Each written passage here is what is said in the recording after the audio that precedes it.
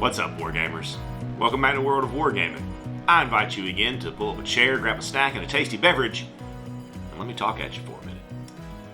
Today, I'd like to talk at you about this nifty little game right here that's been sitting on my shelf for a long while. I bought this forever ago, and then it went into a folder, and I forgot that I even owned a copy of it. Well, I dug it out the other day, came across it really, uncovered it by accident is really the more appropriate way of putting that.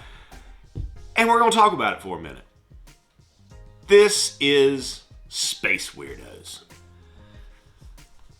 Space Wierdos is a self-identified heartbreaker. So, for a little clarification, a heartbreaker is an RPG term. It's when you take a set of rules that you kind of like, but redo them in your own kind of way. It is a straightforward little game, and it does use a full set of polyhedral dice, which I love. I love it when I get to use D4 through D20, or D12 in this case. Love it. The list of things that you need for this game is very, very small. You need at least 4 miniatures per side. You need 1 or more 5-inch measuring sticks. I would recommend probably 2 or 3. Probably 3 is the best number. Maybe 4, then everybody gets it, but at least 3, I would say. 2x2 to 3x3 playing space. I like the 2x2 better personally. Lots of terrain. It recommends a very dense board, and then some type of token to represent movements and conditions and things of that sort. It then brings us to dice concepts for the game. So your guys will be using a D4, a D6, a D8, a D10, or a D12. And at times, that dice may be upgraded or downgraded. If it's upgraded, so for example, if your dice is a D8 and you get an upgraded, you'll then use a D10. And that's shown as plus 1D1 or minus 1D1. Now on the same token, if you were at a D8 and somebody hits you with a debuff that makes you weaker or something like that, then you would drop down to a D6. Some equipment can give you a +1 to a roll, but that's a +1 to the total, not a +1 to your dice type. As with most war games, I won't say all because there may be some that do allow it, you can't re-roll a re-roll. So if something tells you to re-roll something and you gotta stick with that result, you can't go back and change it or re-roll it again. Once you've sorted out which dice you're going to be rolling, there are 2 kinds of rolls in the game that you need to be aware of. Opposed and unopposed. An opposed roll would be something like I'm rolling my firepower versus your defense. An unopposed roll would be doing something like manifesting a psychic power or something along those lines. When you're doing an unopposed roll, you roll your dice and the opponent rolls 2d6, and your goal is to meet or beat what they rolled. Distances in the game are measured in sticks. That's why you need those 5-inch sticks. And I recommend several because if the weapon's got like a cone effect or an AoE or something, you need to be able to represent that. Within 1 stick means that a stick placed between a model and another model or terrain feature touches both. Movement is always in a straight line in this game. That's definitely one that I'm going to have to remember when I go to put this on the table, is that there's no moving around. It's straight line movement. But you don't have to move the full distance of the stick. So that's good as well. You don't have to move all the way if you don't want to, but you can't move a little way and then turn the stick and then keep moving. That's a no-no. Also, to back up for a second, because I printed this fairly small and my eyes aren't great. When you upgrade your dice type, it says plus DT or minus DT, not D1.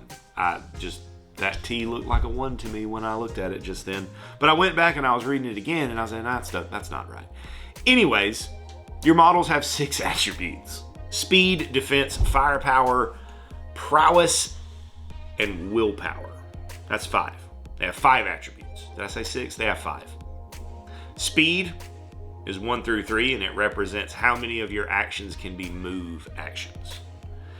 Defense is exactly what it sounds like, your defense.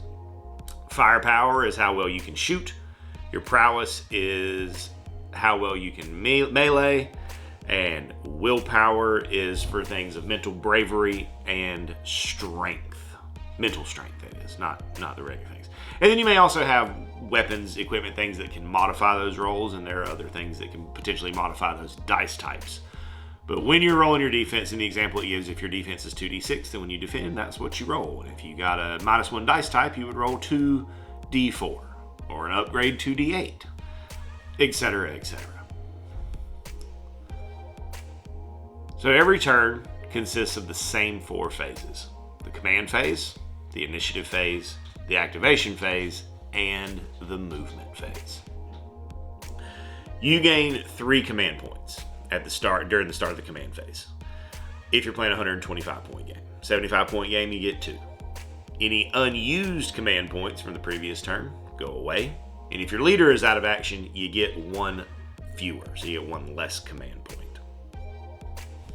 But there's no actions. It's just get new ones, drop the old ones, move to the next phase. Next comes the initiative phase, where each player is going to roll 2d6 and the winner gets to choose who will activate first. It is not a mandatory first activation. You can choose to go second if you want, or if you're in a situation where that would be beneficial to you. When you're rolling, if your warband leader has the tactician keyword, you roll with +1 DT, so +1 dice type. If it's a broken warband, that's -1 dice type. And if that warband regrouped during the last maintenance phase, they get +1 dice type as well. Once all of that's sorted out, the winner will choose who's going to activate first, and then you go back and forth activating models until there's no more models to activate for the round. The models get 3 actions when you activate them, which is interesting because I feel like that's more like 2 is a pretty standard number of activations for a game like this, or this type of game. So 3 feels good. That feels like you're going to be able to do some stuff, especially on a 2x2 board with a lot of terrain. It seems good.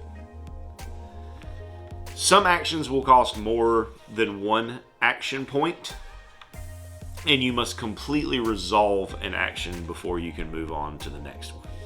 Your choices are move, aim, shoot, fight, disengage, use a psychic power, recover, stand up, or use an item. Movement's pretty straightforward. You can move 1 stick for every point of speed that you have. If you come into contact with an enemy or difficult terrain, you just stop in your tracks. You can climb something that's reasonable with a single action. So I would say that would mean like moving up 1 floor, about 3 inches. Anything more than that, maybe it costs 2 actions, but that's something you would have to sort out with your opponent at the table. But you can't be touching an enemy. That's the first thing. If you're in contact with an enemy, then you can't move away. You would have to disengage at that point. Aiming is, you can take 1 or 2 of them as indicated by the weapon. Each aim adds +1 dice type to the next shoot action. So from a D6 to a D8, or D8 for aim 1, or for a D6 to a D10 if you had aim 2. If you are not touching another enemy model, and if there is an enemy model that is not touching one of your friends, you can shoot at them. To do that, you would roll your firepower dice, they would roll their defense dice, and then there's a little chart. If it's less than or equal to the defense, it's a miss. If it's greater than, then you roll on the under fire table. If it's greater than or equal to double, then you get a +1. And if it's greater than or equal to triple the roll, you get +2. And then the little chart is over here to the side. It shows you all the things that can happen. Now, there are, of course, some modifiers to those shooting actions. So for the shooting model, if they aim, then they get +1 DT for each aim, which we already talked about. However, we didn't mention this because it wasn't there yet. If the model has taken 2 movements, they get -1 DT. So you get penalized for making a hasty shot or a shot on the run. I like that. And then we have a few modifiers that can be created by the target model. So if the target model has 2 movement tokens, it gets +1 DT to its defense. If it has 3 movement tokens, it gets +2 to its it gets +2 DT to its defense. If it's concealed by any amount of cover, heavy, light, whatever, +1 dice type. And if the target is staggered, it gets -1 dice type. And then we have the under fire table, which we mentioned a moment ago. We then move to a fight action, which goes the same way as a shooting action, with the exceptions that you do need to be touching someone, and you roll your prowess instead of your firepower. But the chart for you gotta be greater than, equal to, or less than is a miss. And then you have things for doubling and tripling them. Our modifiers for fighting are that if the attacking model began more than 1 stick away from the target and has 2 movement tokens, it gets +1 dice type, so kind of like a charge bonus. On the target model end, if the target model and attacking model are on opposite sides of an obstacle, it gets defense +1 dice type. If the target is down, it's -1 dice type to its defense. And if the target is staggered, it's -1 dice type to its defense. And then there's an under attack table, which is very, very similar to the under fire table. There is then a little blurb here at the bottom about condition progression. So a model that's down and receives another down. These are things that come from the under fire and under attack tables. If they're down and receive another down, they're staggered. And if they're staggered and receive another stagger, they are out of action. So your damage, I'm assuming, comes mostly from those kinds of conditions. So no, I don't think there's wounds. There's just the conditions, and then you kind of condition them out. The disengage action is very simple. It's just 2 actions and you can move away, and it can't bring you into contact with another enemy. Pretty straightforward. No, there's no contested roll that you have to do or anything like that. Psychic powers may use 2 actions to manifest 1 power. And to do that, you must make an unopposed willpower roll. So that's, again, you would roll your dice type, and the opponent would roll 2d6, and you got to beat that 2d6 roll. Unless otherwise noted, psychic powers require line of sight. And then when you roll, there is, if you are less than or equal to half the defender's will roll, the attacker is affected by their own power. If you're less than or equal to the will roll, power fails, and if you're greater than the will roll, the power takes effect. You can recover. It's an unopposed willpower roll, and you can remove a staggered token from that model on a successful roll. You can stand. A down model must make a stand action to be placed upright.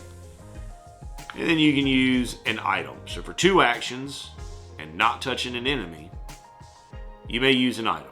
It may not use shoot or fight actions after you use the item. Some scenarios may require you to do an unopposed roll for that if you are using the item specifically for a scenario reason.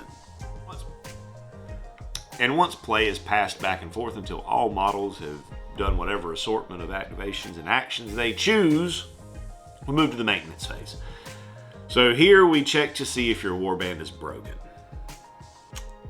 If the leader is out of action, or if the warband has half or less of its starting number of models, you check to see if it's broken by making an unopposed willpower roll. So then again, you are rolling your willpower stat of your leader or next highest. They are rolling 2d6. Excuse me. If you beat it, you're good to go. If you fail, your warband is broken, and when you roll initiative for the rest of the game, you do it with -1 dice type. You then remove all movement tokens, and for 1 command point, if you got any left, you can regroup. So then you can re-roll your next initiative test at +1 dice type. So if you were broken, that could get you back to regular. If you weren't broken, it could get you ahead. So, pretty nifty. Next is a quick explanation of the different conditions that exist within the game. There are 4 of them. The first is ready. That means you're good to go. You have none of the below conditions. The next is down. Down model is laid on its side. Down model must use a stand action to become ready. Down model is not considered to be touching the base of an enemy model in regards to moving or shooting action. So you can move away from them, through them without consequence. They don't exist for all intents and purposes. Next is staggered. Staggered model cannot take any action except to recover. A staggered model is also not considered to be touching anybody for the considerations of moving or shooting. And then you have an out of action model, which is removed from the play area and put back on the shelf where it goes. After conditions, we get a section where we get to talk about those command points we got back in the first phase of the game. Here's what we can do with them. There's a decent list of options here. So you can hustle. Use 1 command point to increase a model's speed by 1 up to a total of 3 for that activation. You can power up to increase an attribute roll by 1 dice type. You may only increase a roll once. You could dodge. So when somebody shoots at you, you can spend 1 to move 1 stick not into contact with an enemy. And if that stick movement breaks line of sight, then they don't get to shoot at you. If it doesn't break line of sight, then they still get to shoot at you. We have first strike. That's when an attack is a fight action is declared against one of your models. Spend a command point to attack them first before they can hit you. If the attacker survives and is not down or staggered, they can continue, and your defending model will have -1 dice type for the remainder of that interaction. You can only use first strike once per round, so bear that in mind. We have Overwatch. It's when an enemy uses a move action and one of your models has a line of sight at any point in that move. You can use the command action to take a single shoot action. It interrupts the move. If the target ends up down or staggered, they do not complete the move, and you may use Overwatch once per round. Regroup, we've already discussed. It then gives a little clarification on order of operations for command points. So the attacker declares a target. The defender can then declare whether they are using first strike or dodge. The attacker can then declare whether they are using power up. Then the defender can declare whether they are using power up. I love it when games, even though it's a small little blurb there, but that little order of operations is incredibly helpful, and I am very, very grateful when authors include things like that in the game. Next step is a bit about building your warband. As per the usual, we'll come back to that separately and go through those steps and talk about that process together. In the meantime, we're going to move on to setting up your board. So there are 4 different kinds of terrain listed: blocking, obstacle, difficult, and elevated. Blocking terrain is going to be like your larger, like ruins, mountains, big buildings, stuff like that. Obstacles are going to be your small barriers, walls, barricades, fences. Difficult terrain is going to be stuff like water, rubble, toxic ooze, sludge. When you enter it, you must stop, and when its base is fully within that area, it may then move again. Elevated terrain needs to be decided on ahead of time, as per most things with terrain in a war game. And the main decision there is if it can be climbed. Gaps between pieces can be jumped if the players want to allow it. I would 100% allow jumping because it seems cool. Any gap of a half a stick or less can be jumped as part of a move action if the model has enough movement for its base to be fully on the other side. So it may take some extra movements to clear some of those things. We then come to line of sight, which is pretty straightforward. The game is true line of sight. So get down on eye level with the models, see what they can see, take the shots you can shoot. I love true line of sight. It's probably my favorite. There's a lot of argument out there for the 2D style and the volumetric style, but I like true line of sight. It feels right, but I'm not opposed to the other ones. I don't dislike them, I just like this one more. And then we've got some example warbands. And I love this because with a true agnostic game, which is what this is, it's not a replacement game, it's a true agnostic game. You find models and then pay the points according to how those models are kitted. And that can be daunting sometimes, especially for anybody who's new to this type of play where you're not just picking things from a list, or it can be kind of daunting. So I love that he gives 4 different warbands where you could just pick the models, gives you the stat lines, gives you the equipment. You can play a couple of games, get a feel for how the stats and things work, and then go through and set up some warbands of your own. Love that. Absolutely love it. There are 3 scenarios in the game. Kill 'em all, the objectively normal scenario, and loot boxes. So 3 scenarios. And then we have a fact built in with some of the commonly asked questions. Love that. And then we have the back cover, which is a really solid quick reference. All games should have this as the back page of the book. All the pertinent information for playing the game gathered together in one place where you can easily find it. Tabbies and highlighters work great, but this is superior. Just a good quick reference is a wonderful thing. So, final thoughts. This game clocks in at, I want to say, $5 or less. There is a solo expansion for it, which I will probably check out at some point soon. I have it already. I just need to actually look through it and familiarize myself with the AI, and then maybe I'll give that a go until I can find an opponent to play the game with me. If you have a collection of models, there's no reason you shouldn't give it a go. I don't think. If you're looking for games, it's true agnostic. So it's whatever you want it to be. Whatever models you have, you want it to be. Whatever models you got laying around that you've been looking for an excuse to paint, or whatever cool, weird, gnarly, out there kit bash you want to come up with, you're allowed to do it, and then give it rules and put it on the table and go to town with it. And I love that. I'm not one. I usually won't make more models for a game if I don't have to. But I do like stuff like this because it's another excuse to break out some of my old 40K models and stuff like that I don't really get to play with as much anymore. And I'm always happy to be able to take old models off the shelf and give them some table time and some love. That brings me joy. So at the price point and for what it is, it's very, very short. It's a little bit longer than the last couple of games we've talked about.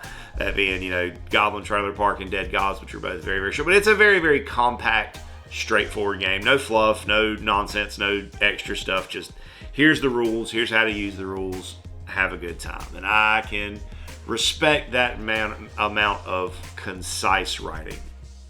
And another thing to mention about the game is that if sci-fi is not your cup of tea, let's say maybe you're more of a fantasy head, there is a fantasy version. I think it's called Sword Wierdos, or Swords and Wierdos, something along those lines.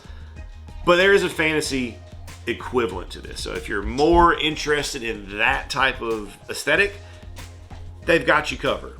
They've got you covered. And for today, that's going to do it. Thanks so much for tuning in, hanging out. Let me talk at you about Space Wierdos for a minute. Do you want to come say hi? This is Cannoli. He wanted to say hi too. Thanks so much for tuning in. I hope you have an absolutely amazing rest of your day.